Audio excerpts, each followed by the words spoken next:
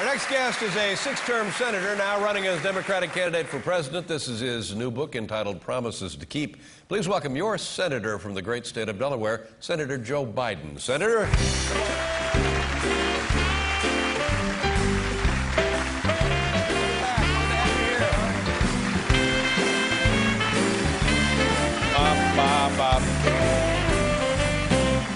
I just caught a glimpse of the two of us walking back to the area here, and I thought, wow, this would be a wonderful ticket, you and me. I think I'd be happy to be your vice look president. at how great we look.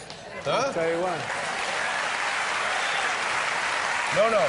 Maybe you could finance our campaign. I'll take care. I'll do whatever I can. Hey, I got that on me. Now listen, but I would like to be the vice president, and I would be the guy that would offer to resign when stuff went ugly. Oh no, okay, fine, I'll quit, and then I'll leave. What do you mean you're not anything like Cheney?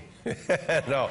Now, you know what I didn't realize that when you were first elected senator from Delaware, you were 29 years old. That's right. And you have to be 30 to actually take the office. Is that right? That's correct. Yeah. What was it like? I mean, you're a kid at 29, for gosh sakes. What was that like walking into the great Senate chamber at 29 years old? You know, I walked in when I was 21, and I got arrested. It was a Saturday. I was down visiting some friends at Georgetown University.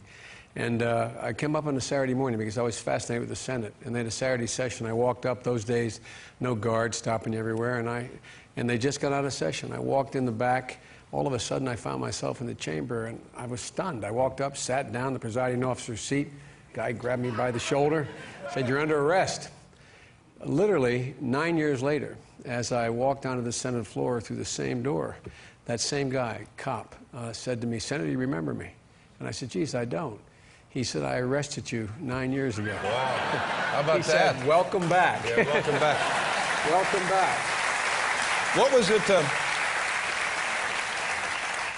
I think any first-time senator has got to be intimidated somewhat, but to be a 29, 30-year-old senator, the intimidation, was it palpable? Did you feel it? What was it like? Yeah, I did, but I got there kind of under lousy circumstances. I think I would have been genuinely intimidated. Instead, when I went down there, I almost had a chip on my shoulder. Right after I got elected. I got elected November 7th, and December 18th that year, before I was sworn in, my wife and daughter were killed in an automobile accident. My two sons were pretty banged up, and I didn't have any plans on going down. I had talked to our governor to appoint someone to my spot, and Senator Mansfield, a wonderful guy, got me to go down and said, "Just give me 6 months." That was 34 years ago. Wow. And so I started off just in a bad mood. But once I got there and started to get involved and realized just where I was, there were two occasions when I felt very intimidated in the beginning. One was I went to speak with, I was on the Senate Foreign Relations Committee. That was a big deal for a young person. Young was anything under 65. You all think I'm kidding, I'm not. And so I went into this meeting that Henry Kissinger was a witness. He was briefing on his worldview.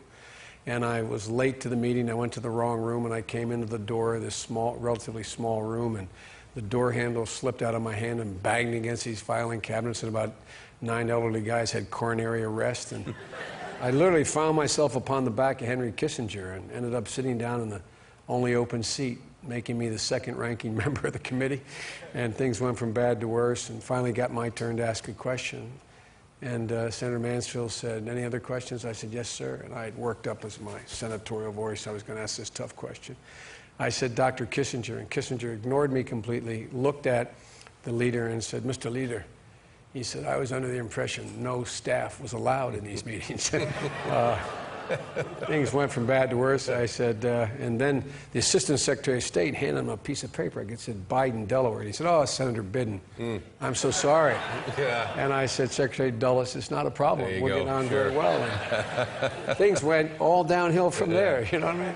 Now, you mentioned in passing, and I certainly know that that's not what it represents in your life, but how were you able to keep going after your family is devastated that way? Was it just a matter of kind of sleepwalking, one foot in front of another, just watching the days go by? Sort of. My dad, God love him, had an expression his whole life. He'd say, you know, you'd have a bad day and you'd say, get up. You get knocked down on the football field, get up. Anything that happened, the refrain was, get up. And it was sort of getting up. It reminded me of when I played football in high school and a little bit in college. You know, you had to do these wind sprints. And the only way I could do 20 wind sprints, say one more, one more. And I consciously, at the time, and I'm sure a lot of people out here have gone through things similar or worse than I did. And what you do is you just get up. And just get up and go through that day. But I had a real incentive. I had 2 young boys to raise, and I went home every night. I still do. And everybody thought, God, isn't that nice? He's going home. He's being responsible father. Hell, I needed to go home for me with them. So that was just get up. You just do it. How old were your boys when they lost their mother? They were 4 and 5. Not quite 4, not quite 5. Oh, Lord. But look, you know, I was really lucky. I have a sister who's incredible. We have an expression in my family. If you have to ask, it's too late. And my sister, literally, she and her husband gave up their apartment. When I got home from the hospital, I wasn't in the accident. When I got home from the hospital, she had already moved into the house. And 5 years later, got lucky, got married, and came home, and she had moved out. I mean, it was pretty nice of her, wasn't it? Let's talk about, this is your second run for the White House, is that correct? My first was auspicious. The first one was I remember in the 80s, in the 60s, it was derailed. Well, maybe it wasn't derailed, but I remember this quoting a passage from the Gettysburg Address, and there was no attribution to Lincoln. Was that the episode? Well, that was the essence. I quoted a fellow named Neil Kinnock, who was a Labor Party leader in Great Britain running for prime minister. And I quoted him all the time, but this time I didn't quote him. I just screwed up. I made a mistake. And one of the other campaigns that said gave me a sharp elbow, and then I became Biden the plagiarizer, Biden the guy who didn't. And look, I mean, I don't think you knew at the time that there was an oversight. Yeah. No, it was flat mistake on my part. Yeah. And you know, one of the things is it was probably a good thing that happened to me. I know that sounds strange. I wish it didn't happen the way it did. But shortly after I got out, I ended up with 2 cranial aneurysms and given a relatively not a great chance of living. You've been through some life-threatening operations, and you know, it gives Talking about the first part of the show? Yeah. Well, let me tell you, it's not as bad as me. I flew up on U.S. Air, But anyway, so it had nothing to do with Lincoln and nothing to do with the Gettysburg Address. No, but it was the same principle, though. Yeah. Same principle, man. I tell you, it would have been harder that way. So, but now, how do you like your chances now for the White House? Well, I think my chances are good. I have no money. I have no obligations. I have no support. No, I think they're really good. Look, I think as long as the single central issue facing the country is national security, the war in Iraq, terrorism. As long as that's the case, and as long as I can raise, which I think I can, $20 to $25 million, not $100 million like others are raising, I'm in the game. I think I am. We all do, I guess. I think I'm the most qualified person at this moment in our history. And why does a person even want this job now? Because whoever gets it really is inheriting quite a mess. You know, Dave, if you ever wanted to be president, this is the time to be president, because you literally have a chance that only occurs about every 60, 70 years in American history. You got a chance to literally change the direction of the world. And if we keep going the direction we're going, we're in real trouble. And the rest of the world, I know most of these other world leaders, not because I'm important, I've just been hanging around a long time. I've gone to meetings with them when they were young parliamentarians and now running their countries. And they're desperately looking for somebody who can reestablish America's place in the world. And I think it's available. I think the American public is ready to do great things. They're not afraid of any of these challenges. And how's your health now? Everything good? Good. Thank you very much for being here. This is the book Joe Biden Promises to Keep. Have a great campaign. Thank you very much for being here. Senator Biden, we'll be right back.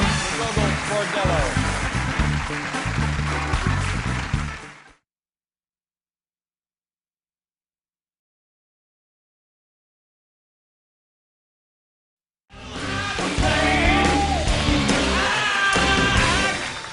I am so happy our first guest is here. When I glanced quickly at the board last week, I said, Dr. Phil. Oh, not that quack again. No, It's not Dr. Phil. Dr. Jill. Dr. Jill. Dr. Jill. Dr. Jill. She is an associate professor of English at Northern Virginia Community College. She is also the Second Lady of the United States. Ladies and gentlemen, please welcome Dr. Jill Biden.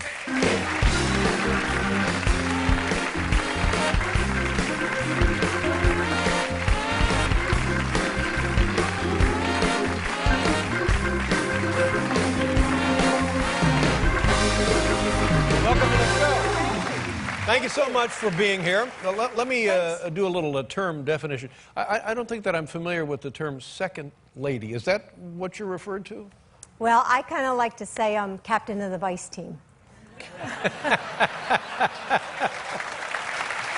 Yeah. Now, you and your husband live at the Naval... Observatory. Yeah, now that's odd. The Naval Observatory. Is there really an observatory there? Oh, there is, yeah. And do you have access, regular access to the telescope? And I take guests there and give them tours, and yeah. Well, now Would that's you like about to the. come? I would love to come. So you live in a building that is also the Naval Observatory, and is it like? Well, the house is on the grounds, and the observatory is, maybe a couple feet away or yards away. And do you ever catch those guys looking in the window? I mean, because that's illegal. Even I know you don't do that to the vice president and his wife. No, absolutely not. Washington just seems like every day it's a firestorm of dissension and anger and activity, doesn't it? Well, not every day. Yeah. Does your husband come home and say, oh, what are we going to do? We got to get this, we got to get that? Or does he leave it all at the office? No, he leaves it at the office pretty much. He's a guy with a lot of energy, and I think he always has a positive, optimistic attitude. And, see, I'm just the opposite. I couldn't be more pessimistic. And I want somebody, just take this back and talk it over with your buddies. I want a guy to come in there. I want President Obama to come in there and say, all right, we're not going to screw around anymore. It's my way or the highway. You know what I'm saying? I'll take that back. Yeah, just take that back. I'll take that back to him. I want to hear him say to Boehner or to anybody, bring it, fatty. That's what I want.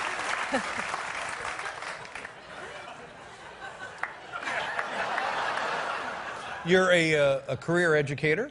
I am. I teach English at a community college, and I'm still teaching, and I'll be there 7:30 tomorrow morning. Oh, my. And how long have you been a teacher? 31 years. 31 years. God bless you. Good for you. Is it English literature, or is it the language of English? I teach writing. You teach, English. Oh, that's great then, isn't it? Yeah. And have you come across anybody who you thought was really, really above and beyond what you'd expect to see in a college? Oh, sure. Yeah. Yeah. And what happens to those kids? Do they go on to, do you follow up? Most of the students at the community college transfer into a four-year college. Mm-hmm. And what is the status of education in this country? In many respects, it's woeful, isn't it? Well, I think it's getting better, and I hope it's getting better since I'm a teacher, and I think that the opportunities are there, and the one thing I love about being in this administration is that Barack and Joe support education, and that's important. Right. Well, not only important, but it would be number one. Yes. Because the lack of education spawns all other manner of human misery, doesn't it? Well, well, it does, yeah, lack of that's true. education. That's true. Sure. How did you and the vice president meet? Can I ask you that or not? Oh, sure, yeah. I was actually a senior in college, and I knew his younger brother, and what's the younger brother's name? Frank. What does Frank do? Frank's in Florida. I think he's selling insurance. Mm-hmm. Okay. And it went downhill from there. I don't know. Frank, give me a second.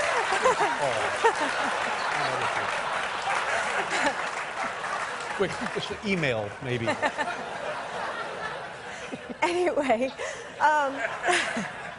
So Joe had seen a picture of me, and Frank said, "Oh, you met her once." And he said, "Could you get her number?"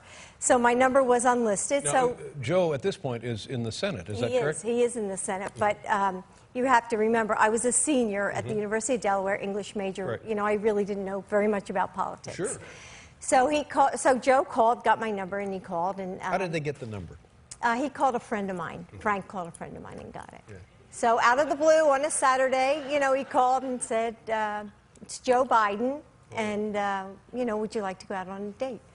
So we did, and you know, I thought, well, you know, it might be interesting to see what he's like. And What was that first date? Do you remember? Did you go to dinner? Did you go to a movie? What did we you do? went to a movie in Philadelphia. We have somebody from Philadelphia here. I don't know. I don't know. You're The not going audience to say is anything full bad of about romantics, Philadelphia. I guess. I don't know. And how did he compare? Because he was a bit older than you at the time. A bit, Still, yes, yeah. How did he compare with other guys you might be dating then? Well, you know, he was a lot different, actually, because I was dating guys in jeans and clogs and kind of long hair, and he had on a suit and leather shoes, and so he was a lot different. And did you have... Kind of like you. Kind of like me, that's right. Did you hit it off immediately? We did. Surprisingly, we did, yeah. And continued dating. How long then before you got engaged? We dated 2 years. Well, that's great. Yeah, well, that's a cute story. And then as soon as we come back, I want to talk to you about one other thing that is terribly sad. I don't remember hearing anything quite this sad, and we'll find out what you know about the situation in what they call the Horn of Africa. Okay, All right, good. we'll be right back here with Dr. Jill Biden, everybody.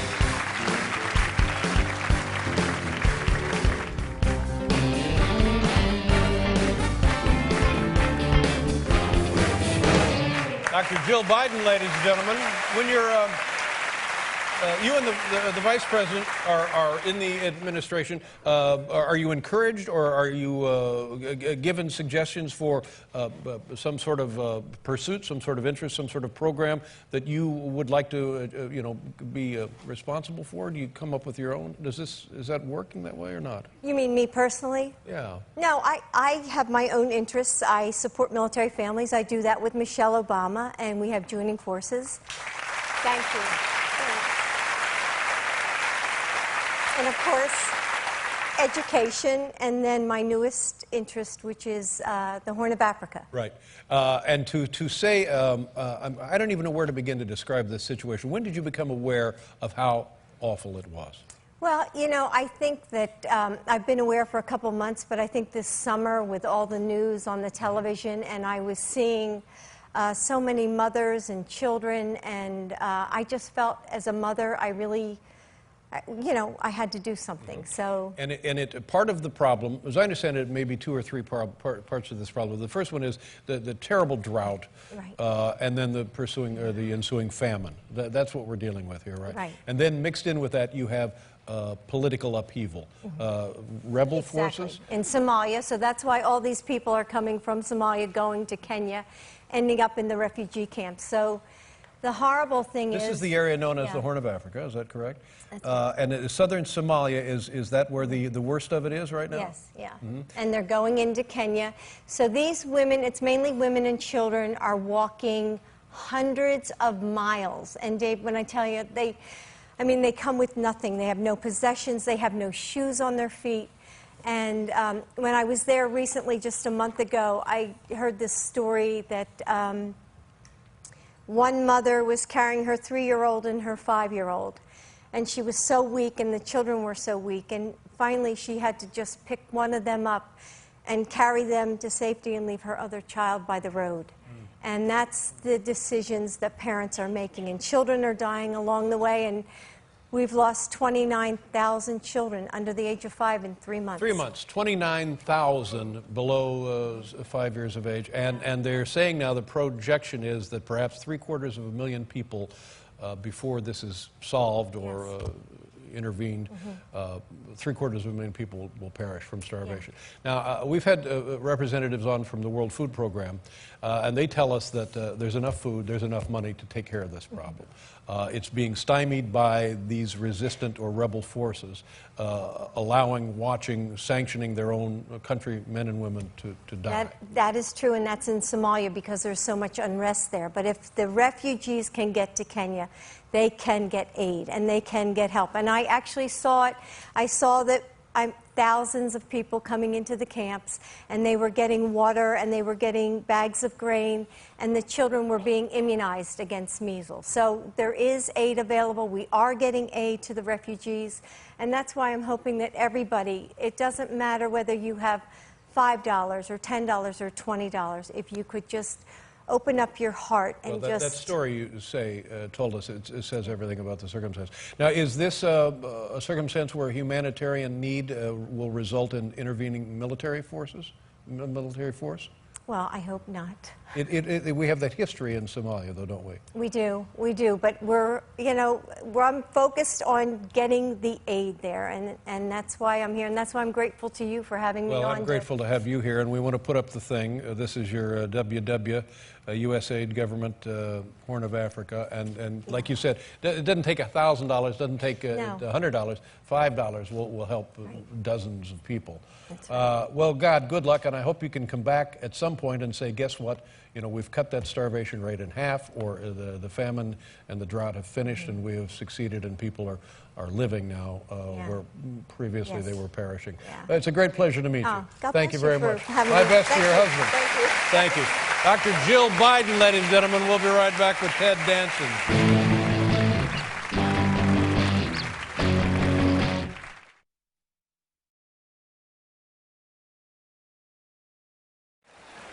Ladies and gentlemen, here's tonight's top 10 list. Let's go.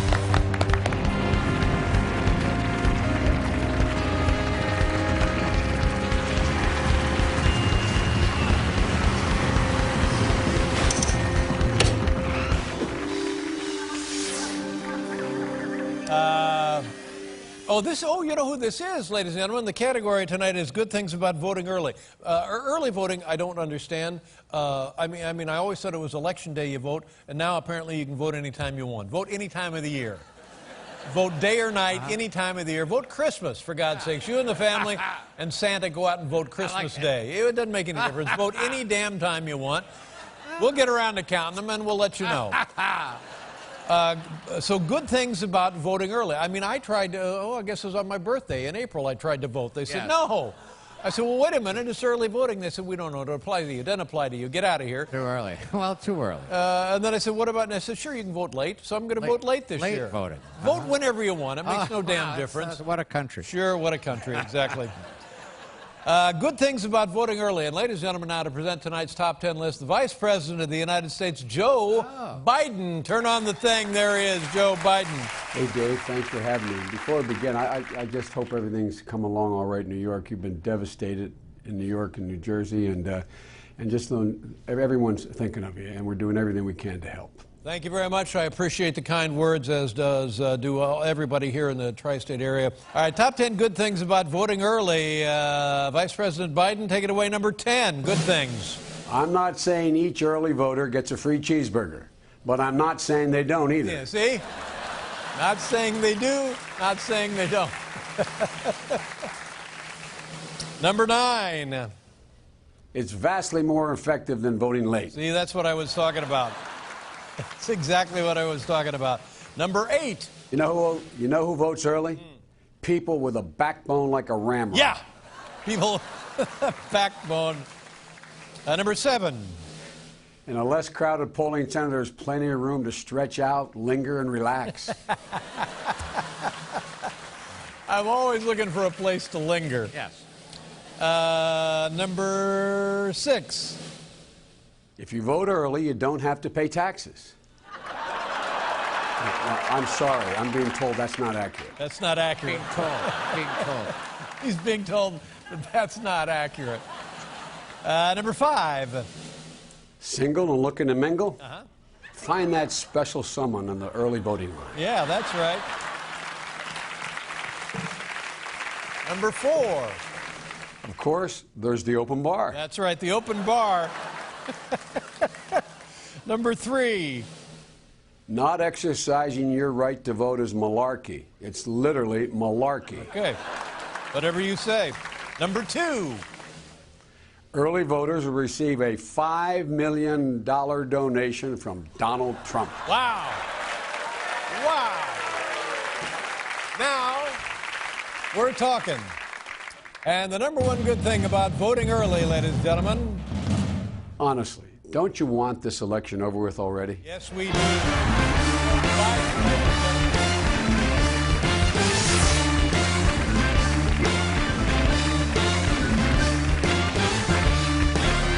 Thank you once again, Mr. Vice President. We'll be right back here. Thanks an awful lot for having us, Yes, Dave. sir. And Dave, I hope the hell you voted. We'll be right back with Steven Tyler and Joe Perry, ladies and gentlemen.